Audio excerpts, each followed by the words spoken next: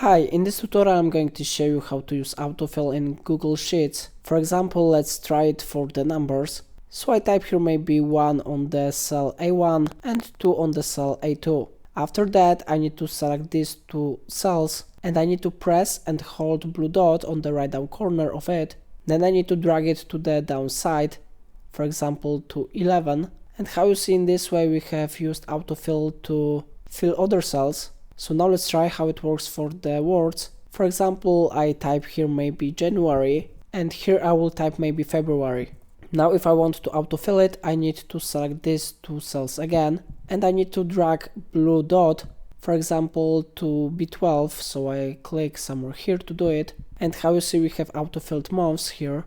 And the last option is for the custom words. For example, I type here simple 1 and here maybe simple 2. Now I select these two cells and I drag it to the right side, maybe somewhere here.